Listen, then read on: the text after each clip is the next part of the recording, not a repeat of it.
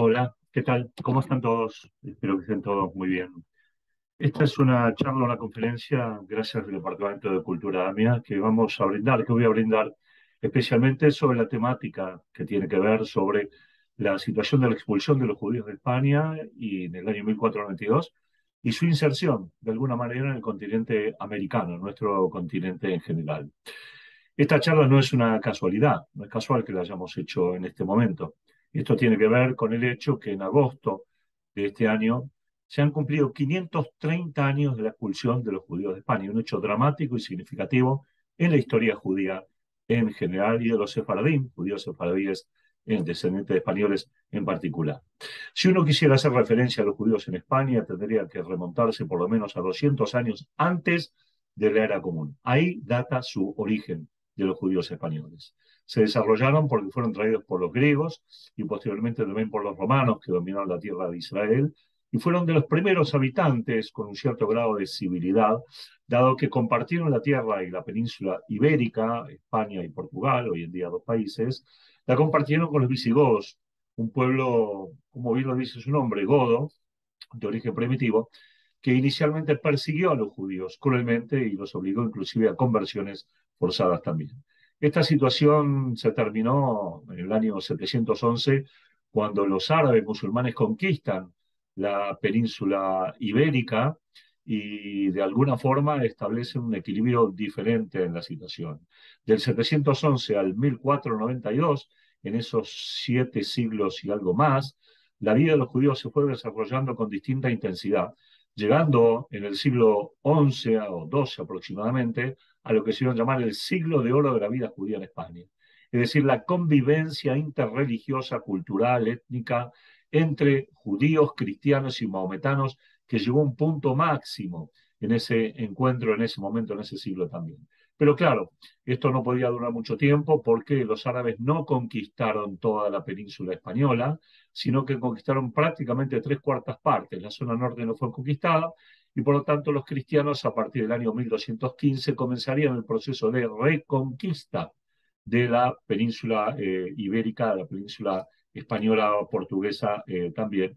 Y esa reconquista estaría marcada por la inserción de los judíos a los reinos hispanos todavía en buenas condiciones, ya que los judíos, bajo el dominio musulmán, en general fueron administradores, comerciantes, navegantes y desarrollaron realmente mucho el país. Pero los españoles tenían otro objetivo. El objetivo era que al no ser España un país como lo es hoy, de alguna manera, hasta por ahí no más, porque hay movimientos separatistas, evidentemente los españoles usaron la religión católica para hacer el cemento que amalgame a los distintos reinos, Navarra, Castilla, Aragón, otros reinos más, que evidentemente luego formarían el reino de España y de Portugal más adelante también. Y esto el catolicismo lo aplicó obviamente tratando de que se hiciera el símil España igual católica.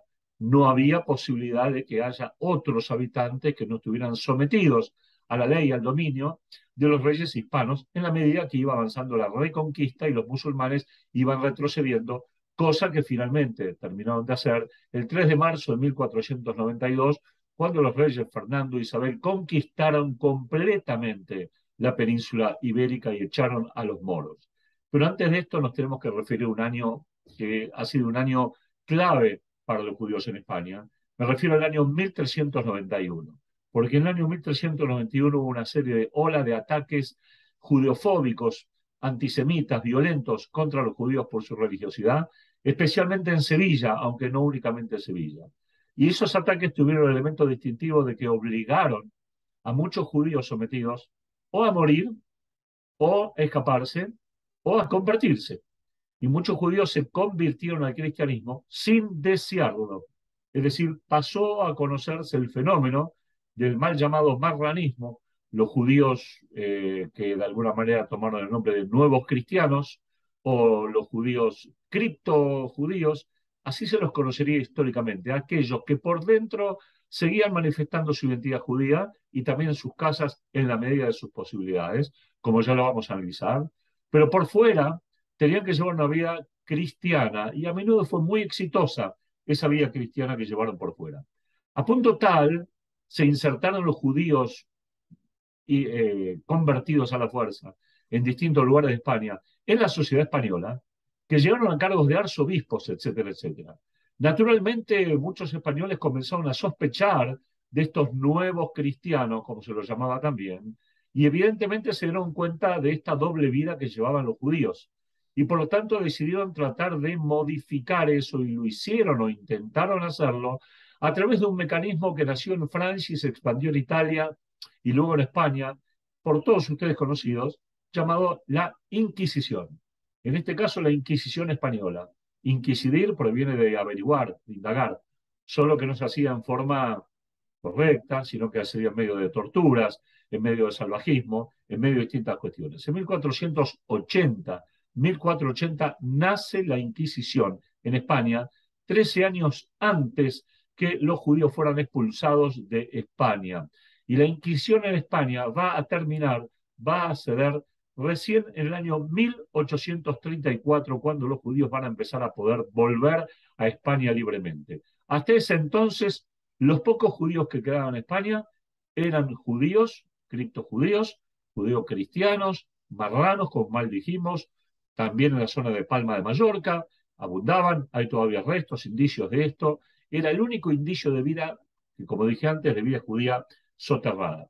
Los ataques de 1391 generaron que un tercio de los judíos mantuviera su fe, continuaran siendo judíos en otros lugares de España. Un tercio murió en lo que se dice al-Kiddush Hashem, es decir, santificando el nombre de Dios, el nombre del Creador. Y un tercio se convirtió. Claro que vuelvo a insistir, en aquellos que se convirtieron, a su vez hubo dos grupos. El grupo que se convirtió y se transformaron en cristianos nuevos, y que eran cristianos a todo efecto, más allá de su origen judío, y aquellos que eran cristianos nuevos, pero que en el fondo de sus vidas y en sus casas llevaban una vida judía oculta y secreta, es decir, que no aspiraban a renegar de religión de ninguna manera. Estas conversiones, especialmente las últimas, las que generaron judíos o criptojudíos, judíos ocultos, generaron grandes dolores de cabeza para España, porque evidentemente España vio avanzar y vio incorporarse a los judíos a la sociedad española en una situación no deseada. Ellos buscaban la catolización, si se me permite el término, absoluta de los judíos. Sin embargo, de los judíos convertidos, ¿sí? Sin embargo, se va a dar un fenómeno distinto. Entre los criptojudíos y entre los judíos conversos va a haber un rápido progreso en la sociedad gentil. Se van a incorporar como médicos, como doctores, como astrónomos, como navegantes, van a desarrollar una vida en el mismo nivel de igualdad que el resto de los españoles. Van a penetrar en las universidades, se van a capacitar, van a llegar a cargos altos en la iglesia, como una de las formas de disfrazar básicamente su identidad, hasta cargos de arzobispo, ¿sí? Llegarían también. Ellos se incorporarían a la burocracia española de gobierno y también tenemos que tener en cuenta que para permanecer o sostener su identidad, aquellos que la querían sostener, se casaban entre ellos, porque se conocían o había un círculo que de alguna manera los presentaba. Los conversos, como dijimos, nuevos cristianos o marranos, criptojudíos, son diversos nombres que se le ponen a ellos. La sociedad gentil, la sociedad cristiana, católica, envidiaba el éxito de estos judíos convertidos al cristianismo y que no hacían más que crecer. Por otro lado, mantenían sospechas sobre su propia identidad por aquellos judíos que efectivamente mantenían su identidad oculta. A este fenómeno se lo llamó herejía judaizante. Es decir, que la sociedad española y la iglesia española empezó a temer que aquellos judíos convertidos a la fuerza no fueran leales al catolicismo y terminaron infiltrando cada sector de la sociedad española, terminando convirtiéndola en judía. De allí el temor que la Iglesia Católica tuvo y de ahí la presión para aplicar la Inquisición, para indagar quién seguía practicando el judaísmo de aquellos que se convirtieron, no de los judíos que no se convirtieron, sino de los que se convirtieron. Ahora, ¿cómo se veían los marranos a sí mismos? ¿Cómo se veían estos criptojudíos a sí mismos? Continuaron viviendo en el mismo vecindario que los judíos que no se convirtieron. Es decir, que eran vecinos de alguna manera, que de los judíos que practicaban su religión y que de alguna manera había vinculación entre ellos y uno alimentaba al otro. Los judíos no convertidos alimentaban la judeidad del judío converso muchas veces. Las nuevas ocupaciones o fuentes laborales, ¿sí? eran disputadas con los nuevos elementos dentro de la sociedad cristiana, por lo tanto era un elemento de competitividad. La Grey Católica consideraba a estos grupos de judíos conversos como un grupo aparte, sospechoso por los motivos que dije, y el Estado español va a empezar a no aceptarlos, a poner en duda de ahí el nacimiento de la Inquisición. Con los judíos, aquellos judíos, criptojudíos, con sus hermanos judíos no convertidos, tenían también una relación ambigua. ¿Por qué? Porque los judíos que no se convirtieron, en un principio les reprochaban el hecho que debían haber muerto en nombre de Dios, al Kiddush Hashem, santificando su religión y no convirtiéndose en una religión que el judaísmo consideraba idolátrica. Es decir, que se da una situación paradójica, notable, compleja, entre estos judíos convertidos a la fuerza por el cristianismo. Por un lado, por un lado, están alejados del judaísmo en la medida de lo posible, o los judíos mismos los alejan por distintas situaciones, sea por su falta de lealtad o por su peligrosidad, entre comillas, ante el resto de la sociedad. Pero por otro lado, no son incorporados totalmente a la sociedad cristiana, que los mira sospechosamente.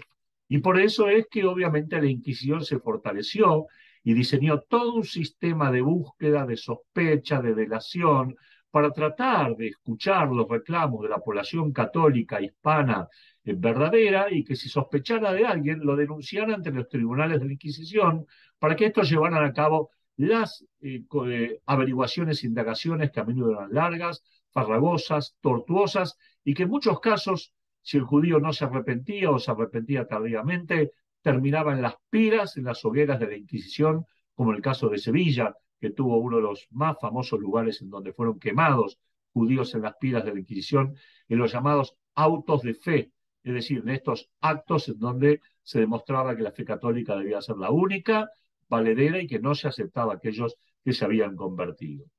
Si queremos definir de alguna manera lo que fue la Inquisición, lo voy a hacer textualmente y se los voy a leer para que ustedes tengan una idea esencial. Cuando hablamos de Inquisición, estamos hablando de un tribunal eclesiástico, es decir, religioso, superior, orientado a cuidar la pureza de la fe católica, evitando desviaciones e interpretaciones del cristianismo ajenas al mismo. El temor de, como lo dije antes, de que los judíos influenciaran para mal.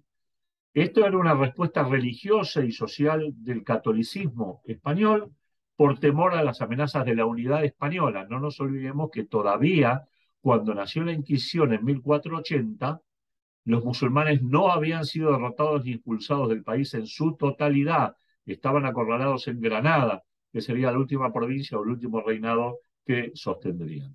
¿Cuáles eran los objetivos de la Inquisición? Los insinuamos.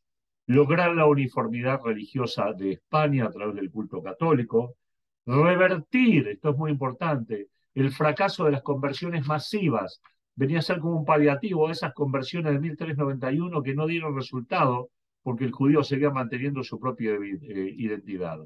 Evitar la llamada contaminación de la cristiandad pura, y esto nos suena muy a nazi, naturalmente, pero los españoles de aquel entonces también llevaban registros que involucraban la pureza de la fe, la pureza de la sangre, es decir, de quién provenían. Sí, hay muchos documentos sobre este tema.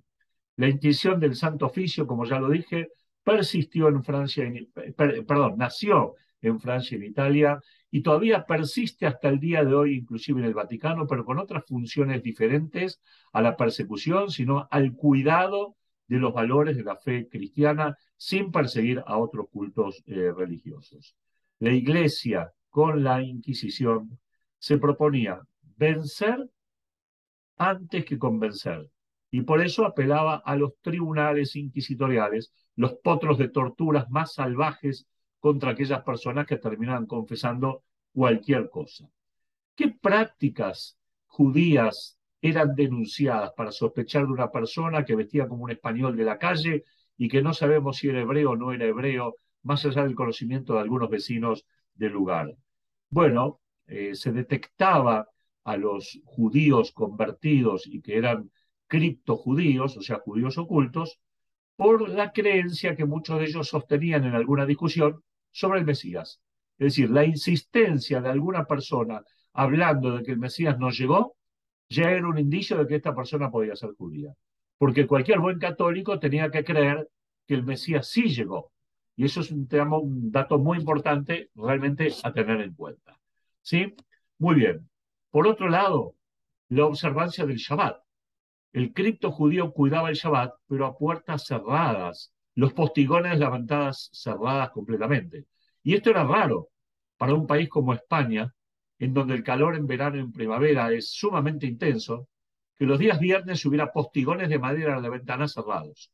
Esto ya era un indicio de que había probablemente adentro marranos o criptojudíos que evidentemente encendían las velas sabáticas. Y por lo tanto ya al tener un día viernes los portones cerrados, ya podía ser un indicio que en esa casa había que buscar a alguien que sea de origen judío. Muchos criptojudíos trataban, porque no siempre lo podían, de no trabajar en Shabbat. Es decir, no podían siempre cuidar el Shabbat con los rezos habituales, con la lectura de la Torá, porque ese era un indicio que los podía delatar, pero sí trataban de abstenerse de todo tipo de labor superfluo, todo tipo de labor que no fuera necesaria realizarla en Shabbat. No se abstenían de hacer también lo que llamamos hasta el día de hoy un kiddush, la santificación del Shabbat a través de la toma de vino, ¿sí? La recepción del mismo. También esto era un elemento que probablemente pudiera delatarlos. La producción de cierto vino, ya que el judío tenía que tomar del propio vino que producía, no podía tomar de un vino de otro culto. Hasta el día de hoy se mantiene esto.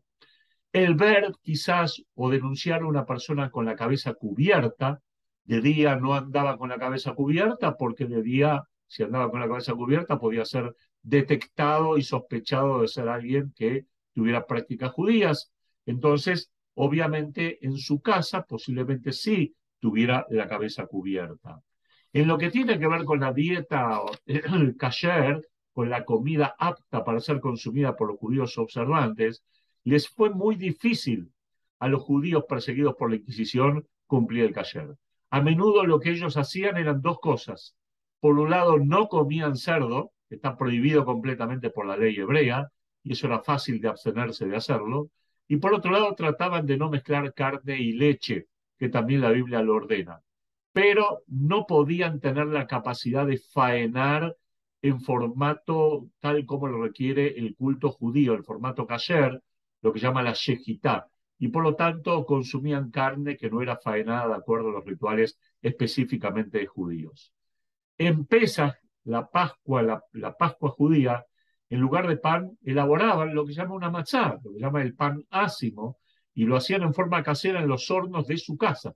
Esto también no, algunas veces los delataba también ante los tribunales de la Inquisición por cierto humo que salía en algunos días determinados, o por la cocción de cierta galleta determinada que era muy distinta al pan común que se hacía en aquellas circunstancias.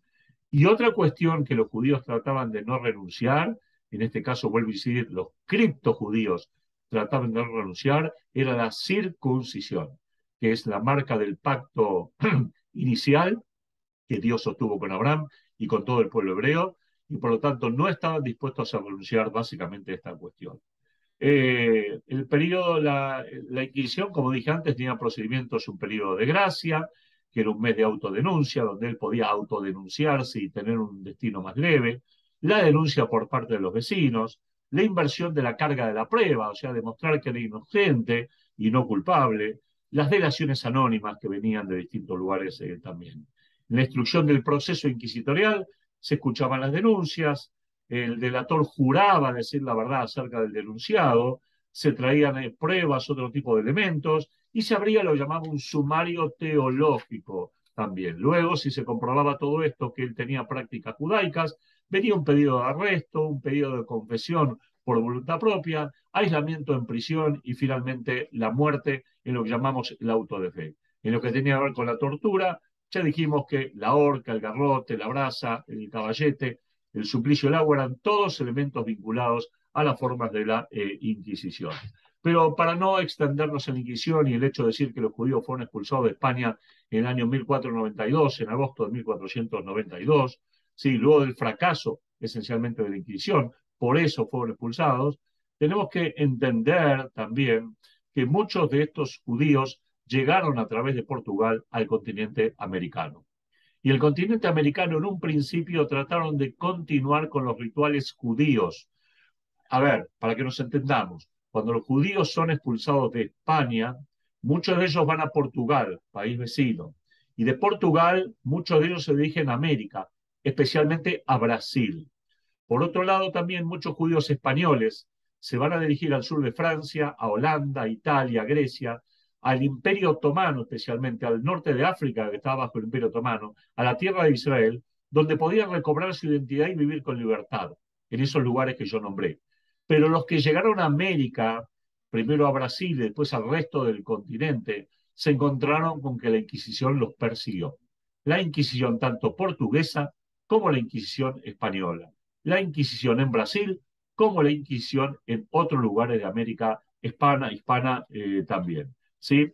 Evidentemente, los judíos que llegaron a América y desarrollaron una vida oculta, tal como lo habían hecho los conversos, los judíos marranos en España y Portugal, tuvieron o tenían y querían mantener su identidad judía, ¿sí? En América. A pesar de que en América los españoles instalaron 3 tribunales de la Inquisición. Uno de ellos en México, en el año 1563, si no me falla la memoria. El otro, el más tardío, en Cartagena de Indias, ya casi del 1600. Y el más temprano en el Tribunal de Lima, en Perú, que tenía jurisdicción sobre todo el virreinato del Río de la Plata. Quiere decir que los hebreos que eran detectados como judíos por la Inquisición en América, en el sur de América, en Argentina, por ejemplo, eran llevados a Lima, donde eran sometidos a todos los tipos de procesos que yo les expliqué justamente relativo a esta cuestión. Ahora, ¿a qué ritos se podían aferrar los judíos en general en América? Los judíos en América cumplían los siguientes ritos. No podían imprimir, ni tener, ni copiar Biblias hebreas que habían perdido contacto con ellas. Entonces utilizaban el Antiguo y Nuevo Testamento, que el cristianismo lo considera como válido, y leían solamente el Antiguo Testamento, que es la Biblia hebrea, en definitiva en el idioma del país, sea portugués o sea español. El hebreo se iba perdiendo. No tenían habitualmente lo que llamaba un sidur, un libro de rezos, porque era un elemento muy delatante, a pesar de ser un elemento esencial para el culto judío en general. Conocían de memoria el rezo especial que se dice al día de hoy 2 veces al día y una vez más antes de dormir, el llamado Shema Israel, esta confesión de fe, esta idea de que el judío debe proclamar su fe todos los días, su adhesión incondicional, ¿sí? La adhesión incondicional a la unicidad del Creador. El judío la conocía y por lo tanto el seno de su casa la podía decir. El rezo cotidiano era llevado a cabo con extrema dificultad por lo que dije antes, la enorme dificultad de tener sidurim y por lo tanto apelaban a la memoria, a las plegarias que recordaban de memoria y que tenían que decir. El cuidado del Shabbat, lo más que se pudiera, con las comidas rituales, con las puertas cerradas, tratando de no trabajar, ¿sí? Y no cocinando. Por eso también, lamentablemente, una de las formas en que fueron detectados los judíos, tanto en España, los criptojudíos en España, como los criptojudíos en América, era a través del hecho que los días sábados, de las chimeneas de los judíos, no salía humo, porque no cocinaban. No se puede hacer arder fuego en Shabbat, y por lo tanto se abstenían de cocinar. Ese era un síntoma por el cual podían detener y ya hostigar al judío.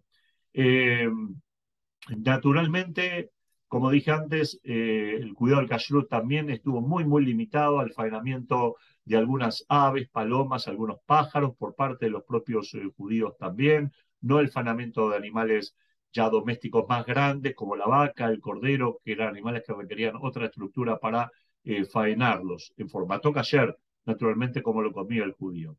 Los Maxzorim, o sea, el libro de rezos de Rosh Hashanah y Kippur, y de Sukkot y de las fiestas, los Sidurim, el libro de rezos cotidiano, y los Talmudim, el Talmud para estudiar, eran poquitísimos. Y por lo tanto esto llevó a un empobrecimiento notable de la vida judía observante. Quedaron retazos de esa vida judía.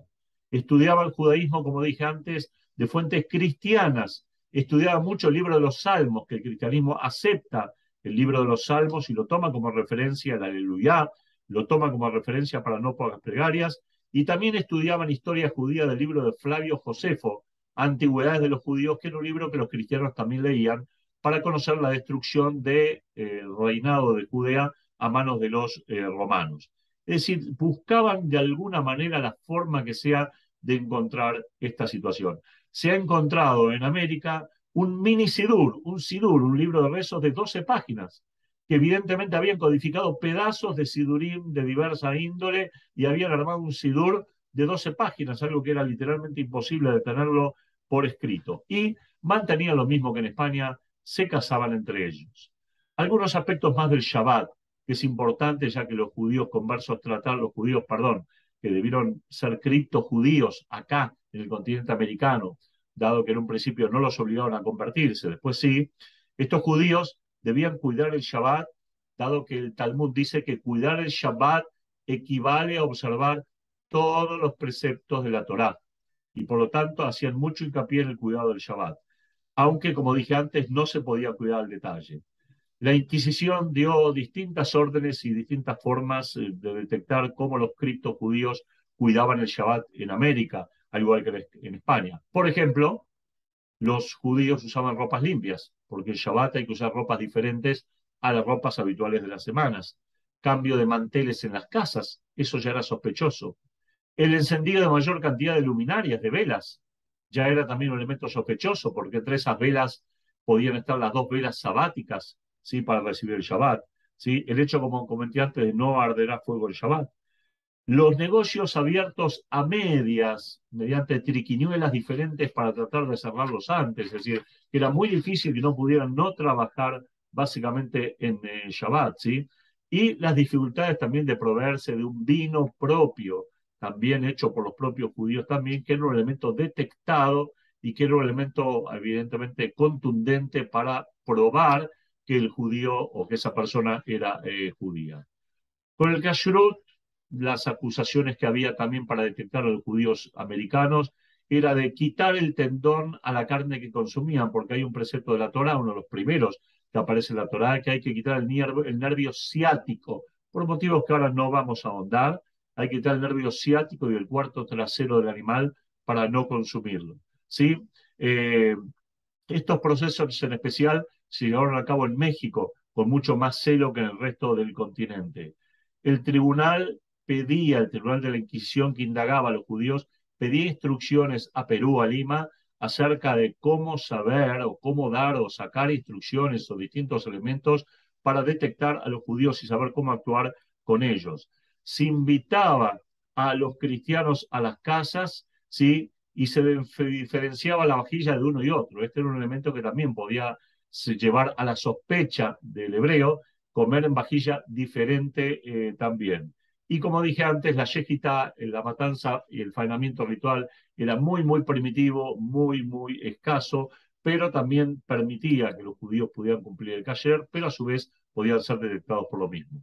Una festividad que los judíos trataban en América en general de festejar mientras tenían que llevar a cabo esta vida subterránea, después vamos a calificar un poco más este aspecto, era que los judíos cuidaban la fiesta de Purim, el mal llamado carnaval judío. Es que para los judíos festejar Purim en sus casas era como una especie de venganza por todo aquello que se les hacía, por toda la identidad que se reprimía. Entonces en Purim estaban más alegres que nunca, tomaban más bebida que nunca, se disfrazaban en sus casas más que nunca. Difícilmente podían leer la Megilá, el libro de Esther, porque no siempre tenían rollos consigo, o los perdían, o eran secuestrados y no podían imprimir.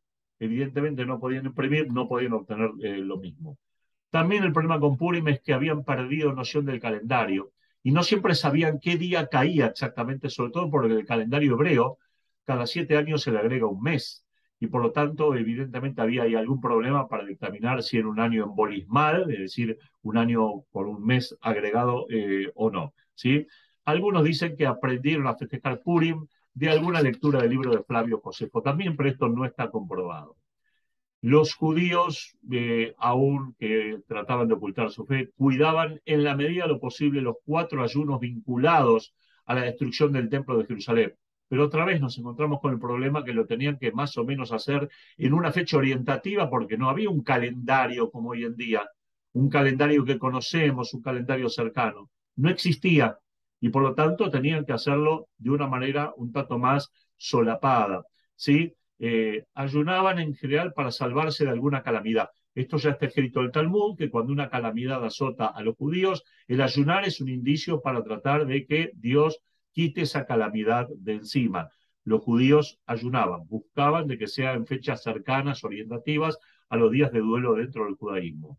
En Yom Kippur, más o menos como caía en una época cercana a Rosh Hashanah, de la cual tampoco sabían muy bien el origen, trataban de cuidar el Yom Kippur, no comiendo, no bebiendo, no teniendo relaciones maritales, no utilizando ningún tipo de perfume, y inclusive, miren ustedes, si iban por la calle, para que no descubrieran o sospecharan que fueran judíos, llevaban un mondadientes, un escarbadientes en la boca, en señal de que se estaban limpiando los dientes, pero en realidad eso era como un símbolo para tratar de ocultar su judeidad, por las dudas, por cualquier cuestión.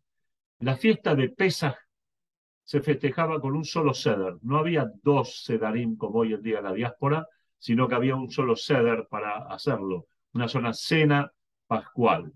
Se intentaba de todas maneras cuidar los 8 días de la festividad. Los 2 primeros son los más importantes, los 2 últimos también, y los 4 del medio se denominan Jola Moed, días intermedios, que son algo laborales, pero también son algo festivos. Y por lo tanto había que mezclar las dos cuestiones. No se leía la llamada Agadá de Pesaj, porque prácticamente eran contados con los dedos de una mano los que podían proveerse o tener una Agadá de Pesaj. Tener una Agadá, un relato de la noche pascual, era prácticamente una condena a muerte si lo encontraban en su casa. Y por lo tanto, muchas veces recitaban de memoria lo que se recordaban de la Agadá de Pesaj, que no es muy voluminosa, pero sí es compleja de estudiar de memoria. Sí se comía matzá, como dije antes también, esta práctica se trajo de España y se sostuvo porque podían mezclar la harina sin leudarla, la harina con agua, y en 18 minutos horneaban claramente la matzá, ¿sí?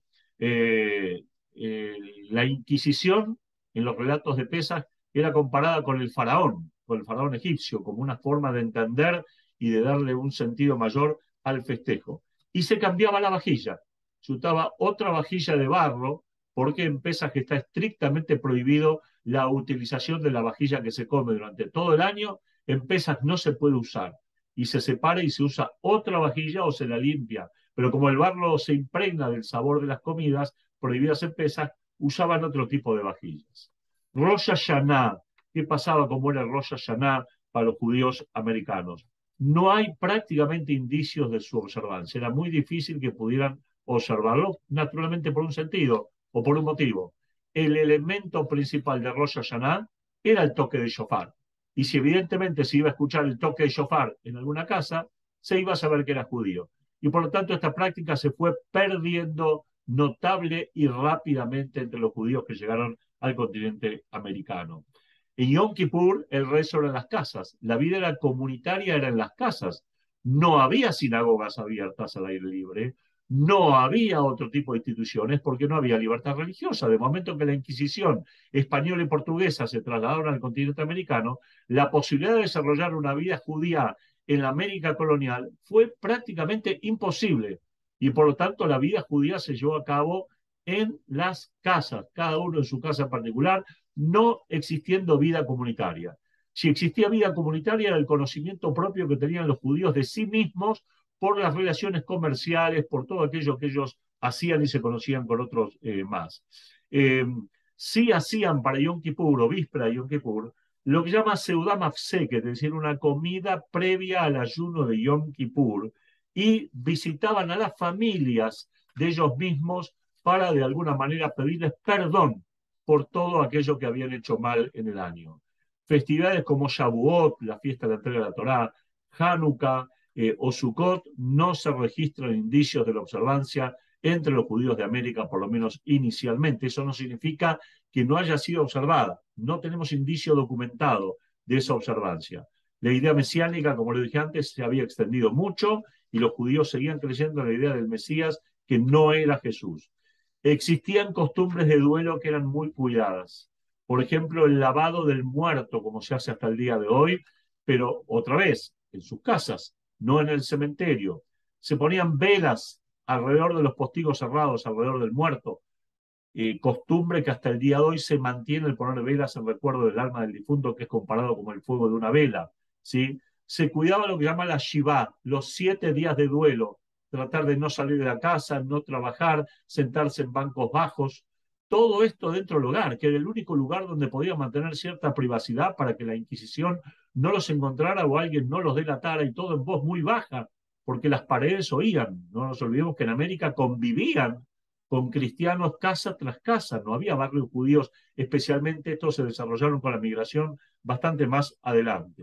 ¿Sí? De todas maneras, en lo que tiene que ver con el duelo, sí existía la costumbre de la criá, la ruptura de la ropa, de romper en sensación de desgarro, tanto para el hombre y la mujer, y no había cementerios judíos, por lo tanto los judíos eran enterrados, curiosamente, en monasterios. En los cementerios que estaban en los monasterios, en algún sector aparte o mezclados con otras personas, hoy en día eso ha cambiado completamente. En lo que tiene que ver con la economía, había mucho de comercio furtivo y también tráfico y contrabando a Brasil, ya que Argentina o el Virreinato del Río de la Plata era una zona de contrabando, el puerto de Buenos Aires, y los judíos no fueron la excepción a ese tema también. También trabajaron del trueque de productos primarios, o sea, canjeaban distintos tipos de productos para la subsistencia. Se calcula que para el año 1620, en Buenos Aires, el 20% de los habitantes tenían origen judío y se los denominaba portugueses porque provenían de Portugal. Ojo que estamos hablando de 1620, cuando había pocos habitantes en Buenos Aires, pero se calculaba que cerca de 250 de ellos eran por lo menos criptojudíos, o sea que el término portugués y criptojudío era más o menos lo mismo. No hubo muchos casos de procesos inquisitoriales en el Río de la Plata. Hubo algunos casos famosos que Marcos Aguín relata en su libro La gesta del marrano, ¿sí? Francisco Maldonado da Silva, que fue detectado como judío converso en Tucumán y que encontró la muerte justamente después en Lima, Perú, también por el celo inquisitorial. También tenemos el caso de Diego León Pinelo en Perú, de origen portugués. Su padre trabajó en refacciones en el Congreso Santo Domingo, acá en Buenos Aires, que todavía se mantiene. Diego León Pinelo se recibe de bachiller de leyes como Belgrano en España y luego viene y pasa a vivir a Lima. De hecho, la escuela judía de hoy en Lima se llama León Pinelo. Pero en 1632 es sospechado de ser un elemento judaizante y por lo tanto es condenado por la Inquisición a la muerte. Él igualmente antes de morir decidió ampliar sus conocimientos de derecho canónico en la Universidad de San Marcos y fue rector de esa universidad hasta el año 1656. Fue condenado por abusos contra los indígenas, esa era la excusa, y no avanzó mucho su investigación sobre su origen dudoso. Muere en el año 1671. Estamos hablando de Diego León Pinelo, el criptojudío más famoso del Perú. Y para terminar, que tenemos que decirlo también, tenemos que entender que la llegada de los judíos al continente americano, después de la expulsión de España y Portugal, y del resto de Europa, con el correr del tiempo también, de otros países de Europa, se produjo en 4 periodos, o sea que hay 4 épocas de evolución en la vida judía en el continente americano. Y su estudio presenta serios problemas por la falta de documentación fehaciente o por la carencia de investigación en distintas etapas, no en todas, pero en distintas etapas. El primer periodo, que lo hemos detallado bastante bien en general para el continente americano, sin entrar en detalles, es el periodo colonial español-portugués. ¿Sí? Este periodo hasta el siglo XVIII, que se mantiene desde el comienzo del descubrimiento de América hasta el siglo XVIII. Después tenemos los primeros asentamientos judíos también paralelamente en estos años en Brasil, en Recife, durante 24 años bajo dominio holandés, y después fueron expulsados por los portugueses, y esos judíos holandeses tuvieron que irse a Nueva York. En aquel entonces se la llamó New Amsterdam, porque ellos eran judíos holandeses, y se encontraron entre los fundadores de New Amsterdam. También esos judíos se fueron a Curazao, se fueron al Caribe y empezaron a poblar o formar las pequeñas comunidades judías del Caribe. Algunas subsisten hasta el día de hoy, otras han virtualmente desaparecido como comunidades judías. Generalmente debemos entender que la migración española, perdón, que el dominio español y portugués persiguió a los judíos y no les permitió el surgimiento de su identidad hasta bien entrado el siglo XIX. A diferencia de las colonias que hicieron los franceses, los ingleses, los holandeses, que permitieron que el judío sostenga vivamente su identidad. Y por eso, como dije antes, en el Caribe tuvieron mucho menos problemas para asentarse, aunque después esas comunidades virtualmente se extinguieron por el retorno de la colonización española y la expulsión de los países europeos, de estos países europeos. Igualmente, como dije antes, vemos judíos que llegan a Estados Unidos e inclusive hasta Canadá, proveniendo ya desde el Caribe. El tercer periodo es el periodo de la inmigración judía durante los procesos independentistas del siglo XIX, donde muchos van a poder reencontrar su judeidad y van a poder manifestarlo abiertamente, e inclusive van a luchar al lado de algunos de los principales libertadores de América, como Simón Bolívar o como San Martín, que tuvo en Alejandro Aguado a su principal mecenas, figura que era de origen judío, y que nunca ocultó básicamente su judeidad, aunque no tenía cómo demostrarla y vivirla, porque no había entorno comunitario alguno, entienda las condiciones en las cuales ellos vivían. La cuarta etapa es la etapa de los refugiados de la Rusia zarista de fines del siglo XIX, la llegada de los judíos del Imperio Otomano, hasta los refugiados de la Segunda Guerra Mundial, hasta que comenzó la guerra en 1938, y con posterioridad la llegada de judíos en los años 1945-1950 al continente americano, cerrando los procesos migratorios de una forma u otra. Como dije, en la primera etapa los judíos tuvieron muchísimos problemas porque no hay muchos elementos indicios que hayan quedado para poder investigar. Los judíos conversos fueron molestados en América hasta el siglo XVII prácticamente, en que fue abolida la Inquisición en algunos países americanos. Hablé antes de los tribunales de la Inquisición, no lo voy a volver a hablar ahora, pero fueron más estrictos en algunos casos que los tribunales españoles, aunque sacrificaron menor cantidad de judíos. Los conversos aquí tenían que cambiar de nombre y apellido, falsificar sus actas de nacimiento, esconder los parentescos, la raigambre, porque también hay elementos en los cuales se los podía detectar desde España. Hay muy pocas fuentes para indagar ese primer periodo. El archivo de las actas del Tribunal de Santo Oficio o el archivo de las Indias holandesas. Ahí tenemos algún material que nos indica cómo se desarrolló la vida judía en Portugal, en Holanda y Brasil, y esa conexión que hubo entre Holanda y Brasil en Recife durante 24 años nada más, que fue una vida floreciente, pero por muy poquito tiempo. De hecho, la sinagoga de Recife fue la primera sinagoga en todo el continente y que después se trasladó a los Estados Unidos, donde persiste hasta el día de hoy como sinagoga del movimiento reformista. ¿Sí? El segundo periodo, que va del año 1630 en adelante, es posterior al asentamiento en Pernambuco, que los judíos son echados, pero los judíos se van a extender, como dije antes, a la Guayana, al Caribe, a Estados Unidos, que van a fundar, como dije antes, New Amsterdam. Hay mayor documentación en estas sedes capitalinas donde los judíos no fueron perseguidos, y hubo también intercambio de correspondencia entre comerciantes judíos de las Antillas holandesas, de Bélice, que era colonia británica, etcétera, etcétera, con las metrópolis, con las capitales, Londres, Ámsterdam, etcétera, etcétera. El tercer periodo es el periodo del siglo XIX, como lo dije, la llegada a América, luego de la declaración de la independencia, la llegada de judíos de Austria, de Alemania, de Inglaterra, en donde van a empezar a encontrar mejores condiciones de vida, van a poder empezar a organizarse, como sucedió acá en la República Argentina, que ya a partir de la Constitución de 1853 comenzaron a aparecer judíos, y ya en 1862 se funda la primera comunidad judía en la República Argentina, que es la llamada Congregación Israelita de Buenos Aires, hoy llamada Congregación Israelita de la República Argentina, que es ni más ni menos que el Templo de Libertad, refundado en el año 1932 por judíos alemanes también, pero que se fue fundado en 1862 y después renovado nuevamente en varias oportunidades. Hoy un templo reformista, antes también un templo conservador y demás. ¿Sí?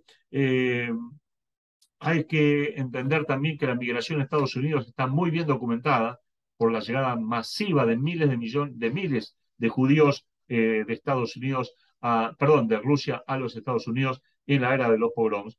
Y en cambio, en Sudamérica la documentación es más pobre, quizá por el temor que tuvieron los judíos de que la iglesia detectara aún todavía documentos en sus hogares, entonces estos desaparecían o eran destruidos, o eran perdidos o se perdían y demás. Muy pocas instituciones judías hubo en el continente americano hasta fines del siglo XIX. Recién a partir de ahí y a principios del XX se van a desarrollar muchas más. Hablé del ejemplo de la congregación israelita, también en Buenos Aires, también a fines del siglo XIX, se formó la congregación israelita marroquí, que perdura su sinagoga en la calle Piedras, aunque hoy no tiene uso, pero es una de las más bonitas del mundo y está siendo utilizada como museo. ¿Sí? El denominador común en toda la zona del sur del continente americano fue el desinterés, la desorganización, la falta de archivos documentales de forma completa. Los inmigrantes llegados de Europa Oriental tenían otras necesidades, otros problemas, otras preocupaciones y evidentemente no dejaron demasiados legados documentales de esa época. Y el cuarto periodo, para terminar con la inserción de los judíos en América, tiene que ver con 1880 a 1945 esencialmente. Los investigadores de alguna manera no dominan el idioma yiddish, pero mucha documentación estaba en yiddish, porque los judíos llegaron de Rusia, de Polonia, de Lituania, de Austria, de Alemania, del mundo ashkenazí y también del mundo sefaradí, hubo documentación en ladino también. No se pudo acceder a mucha correspondencia o intercambio de correspondencia que había entre ellos. En 1940, antes ya estallada la guerra, el 40% de los judíos de toda Latinoamérica vivían ya en Argentina. Y hasta el día de hoy la Argentina es el país que mayor cantidad de judíos tiene de América, sacando Estados Unidos, que obviamente tiene 5 millones y medio.